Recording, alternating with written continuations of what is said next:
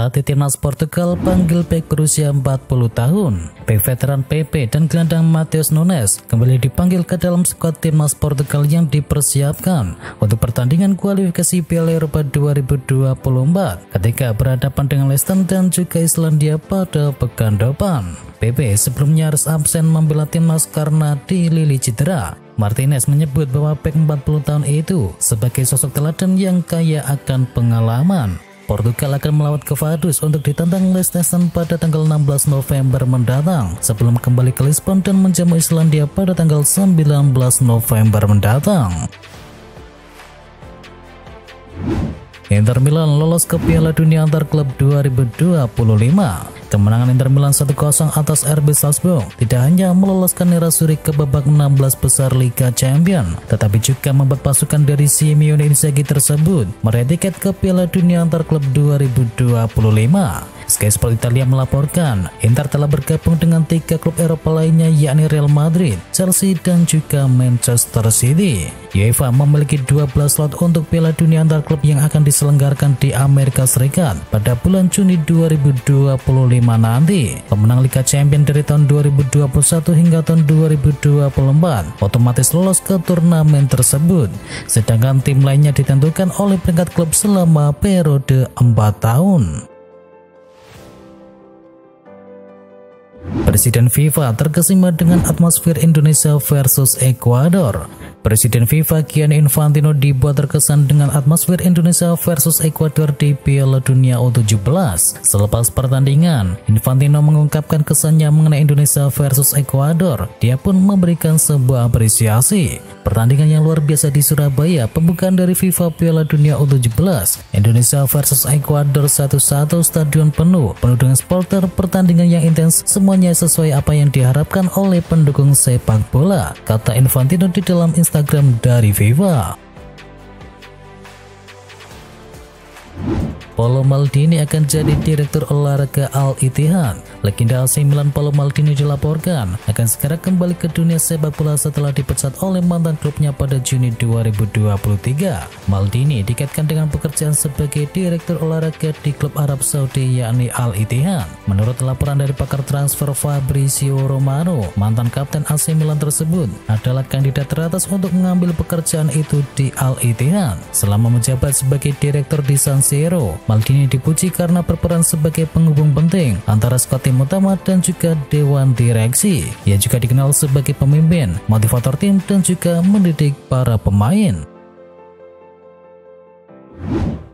Ten Hag masih percaya kepada Harry Maguire. Harry Maguire kembali mendapatkan tempat utama di jantung pertahanan Manchester United. Situasi yang tak banyak didapatkan pada musim yang lalu. Manajer Manchester United Erik ten Hag awalnya memainkan Maguire karena dua bek utamanya yakni Rafael Varane dan juga Lisandro Martinez cedera. Maguire menjawab kepercayaan dari Erik ten Hag dengan baik dan bek asal Inggris tersebut telah tampil di 10 laga untuk Setan Merah di musim ini. Hal ini membuat ten Hag nampaknya masih akan terus menaruh kepercayaan kepada Harry Maguire untuk menjaga lini pertahanan dari Manchester United. Pria asal Belanda ini mengaku puas dengan penampilan dari mantan bek dari Leicester City tersebut.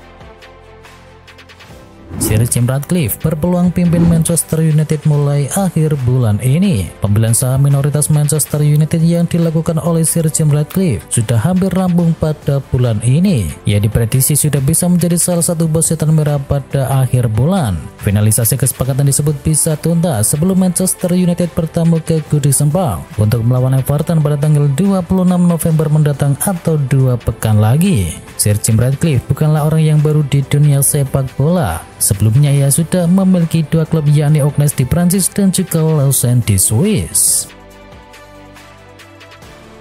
Cristiano Ronaldo cetak gol menangkan Al Nassr. Al Nassr sukses memetik kemenangan saat berhadapan dengan Al Wahda. Tim berjuluk Faris Nas itu sukses menang dengan skor telak 3-1. Al Nassr berhasil menang berkat gol dari Alex Telles dan juga Abdulillah Al-Amri di babak yang pertama. Lalu di babak kedua Ronaldo menambah keunggulan. Dengan hasil ini Al Nassr kini berada di peringkat kedua Saudi Pro League dengan koleksi 31 poin.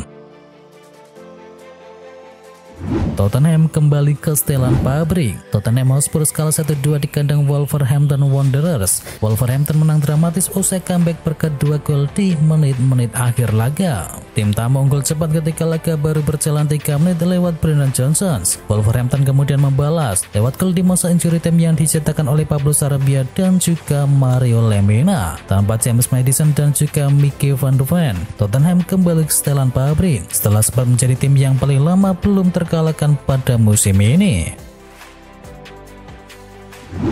Manchester United raih kemenangan. Manchester United memetik kemenangan saat berhadapan dengan Luton Town. Setter merah menang tipis dengan skor akhir 1-0. Manchester United berhasil membuka keunggulan di laga ini berkat gol dari Victor Lindelof. Hasil ini membuat Manchester United untuk sementara naik ke peringkat 6 klasemen. Sedangkan di partai lain Arsenal berhasil kalahkan Burnley dengan skor akhir 3-1. Gol Arsenal dicetakkan oleh Leandro Trossard, William Saliba dan juga Alexander Zinchenko. Sementara 1 gol dari Burnley dicetakkan oleh Josh Brownhill. Hasil ini membuat Arsenal kini sekarang memiliki 27 poin dan berada di peringkat kedua klasemen sementara. Bergeser ke La Liga, Real Madrid pesta gol. Real Madrid memetik kemenangan di Jornada ke-13 saat berhadapan dengan Valencia. Los Blancos menang dengan skor telak 5-1. Real Madrid berhasil unggul di laga ini berkat gol dari Dani Carvajal, Vinicius Junior dan juga Rodrigo. Sementara Valencia mampu memperkecil kedudukan berkat gol dari Hugo Duro. Dengan hasil ini maka Real Madrid tetap berada di peringkat kedua klasemen sementara La Liga Spanyol. Bergeser ke Serie A Italia, Lecce ditambang oleh AC Milan. AC Milan dicam oleh Lecce pada pekan ke-12 Serie A Italia. Pertandingan Lecce versus Milan ini berakhir imbang dengan skor akhir 2-2. AC Milan membuka keunggulan lewat gol dari Oliver Giroud pada menit ke-28. Tijani Rangers kemudian menggandakan di menit ke-35.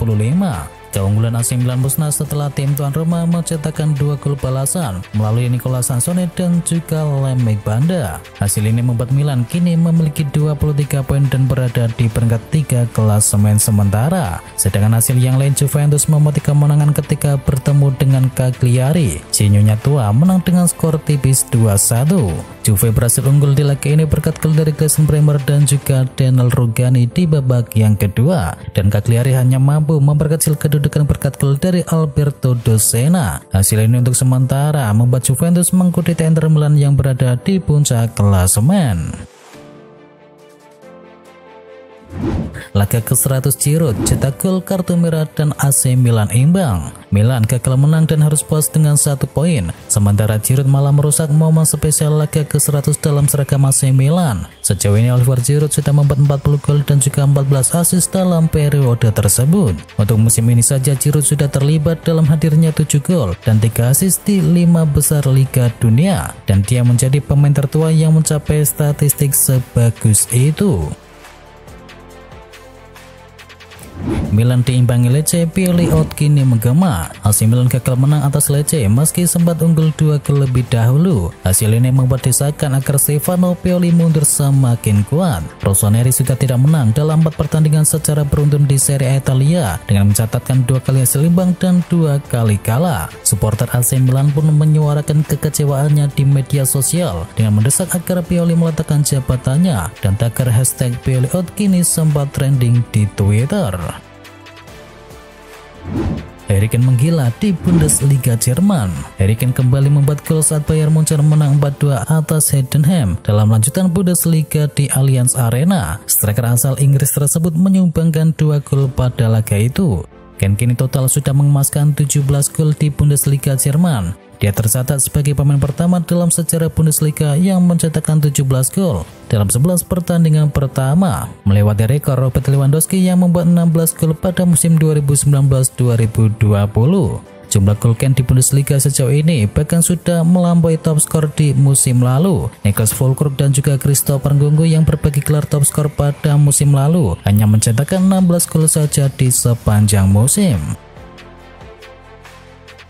Manchester United diam-diam melesat di Liga Inggris. Manchester United susah payah mengalahkan Luton Town, namun hasil tersebut nyatanya melanjutkan tren positif dari Devil belakangan ini. Kemenangan tersebut membuat Setan Merah yang tadinya berada di luar 10 besar, kini sudah manteng di posisi 6 klasemen sementara dengan koleksi 21 poin dari 12 laga. Mereka cuma berselisih 3 poin saja dari Liverpool, yang kini sementara menempati peringkat keempat yang baru bermain 11 kali.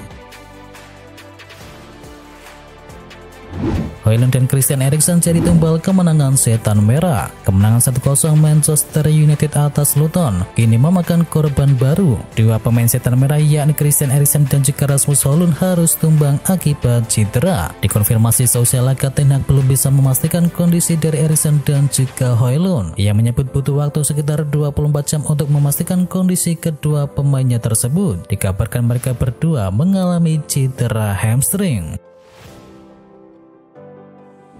Fabrizio Romano spill rencana belanja Manchester United di bulan Januari. Pakar transfer Eropa Fabrizio Romano membeberkan rencana Manchester United di bulan Januari nanti. Ia memastikan minimal ada satu pemain baru yang akan merapat ke Old Trafford. Menurut Romano, prioritas transfer Manchester United di musim dingin nanti adalah belanja bek tengah.